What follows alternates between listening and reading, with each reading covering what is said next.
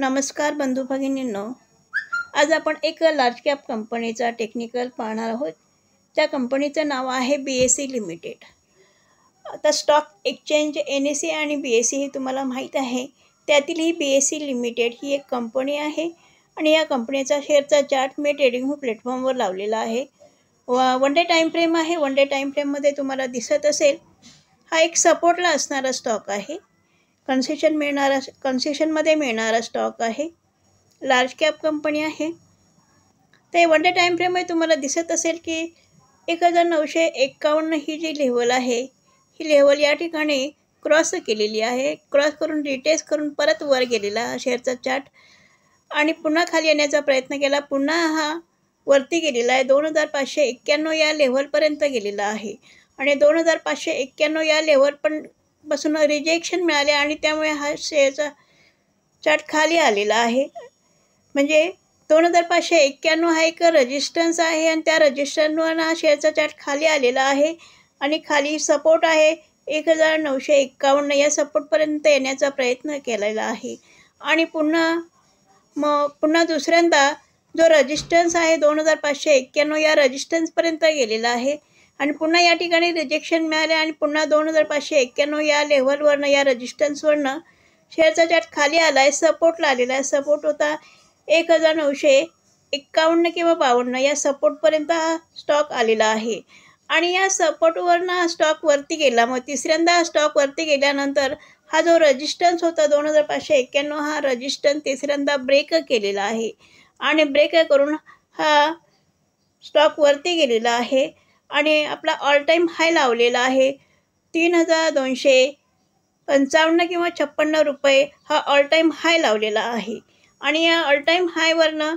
हा शेअरचा चार्ट खाली आलेला आहे. खाली जो सपोर्ट होता 2591 या सपोर्टजवळ हा स्टॉक खाली आलेला आहे.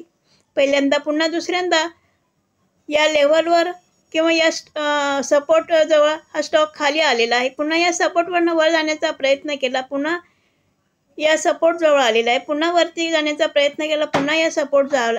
अशा पद्धतीने 2-3 वेळा या सपोर्टजवळ हा स्टॉक आलेला आहे आणि चौथ्यांदा मात्र हा जो सपोर्ट होता 2591 हा सपोर्ट ब्रेक केलेला आहे.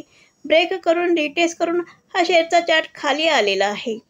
तर आता या शेअरची किंमत चालू आहे 2371 रुपये आणि 2330 हा जो आहे हा 200 डे मूव्हिंग ॲव्हरेज आहे. 200 दिवसाचा मूव्हिंग ॲव्हरेज आहे आणि या मूव्हिंग ॲव्हरेज क्रॉस करून हा शेअरचा चार्ट खाली आलेला होता आणि आता हा 200 डे मूव्हिंग ॲव्हरेजच्या वरती आहे. 2258 या 47 या लेवलपर्यंत हा स्टॉक खाली आलेला होता आणि आता चालू आहे 2371 ही किंमत चालू आहे.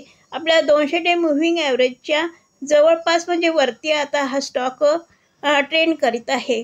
तर बघूया आता हा 200 डे मूव्हिंग ॲव्हरेजचा सपोर्ट घेऊन इथून वर जातो का पुन्हा खाली येतो. येणाऱ्या दिवसामध्ये आपल्याला कळेल. तर असा हा सपोर्टला मिळणारा कन्सेशनमध्ये मिळणारा स्टॉक आहे. आपल्या हायपासून खूपच खाली आलेला हा स्टॉक आहे आणि चांगली कंपनी आहे. डेट फ्री कंपनी आहे. लार्ज कॅप कंपनी आहे. तर कन्सेशनमध्ये मिळणारा जो स्टॉक आहे अशा स्टॉकमध्ये गुंतवणूक करायला काही हरकत नाही. हा रिव्हर्स कुठून होतो या 200 डे मूव्हिंग ॲव्हरेजपासून रिव्हर्स होतो की अजून पुन्हा खाली येतो पाहूया येणाऱ्या दिवसामध्ये.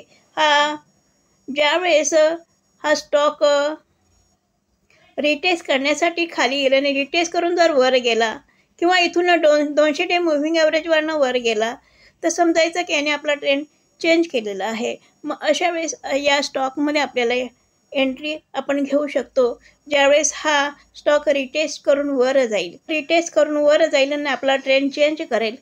अशा वेळेस या स्टॉकमध्ये एंट्री घ्यायला काही हरकत नाही.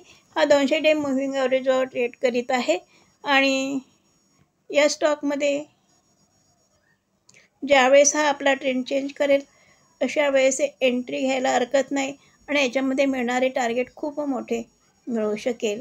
आपल्या हायपर्यंत जर गेला तर 3256 रुपये हाय मारलेला आहे आणि या आपल्या हायपर्यंत गेला तर याच्यामध्ये मिळणारा टार्गेट मोठा मिळू शकेल. तर अशा पद्धतीने सपोर्टजवळ असणारा हा स्टॉक आहे. कन्सेशनमध्ये मिळणारा स्टॉक आहे, अशा स्टॉकचा विचार करायला पाहिजे. तर मी हा व्हिडिओ एज्युकेशनल पर्पज म्हणून बनवलेला आहे. बाय सेल रिकमेंड माझ्याकडून नाही. माझा व्हिडिओ जर आवडला असेल तर लाईक करा, शेअर करा आणि सबस्क्राईब करा. धन्यवाद.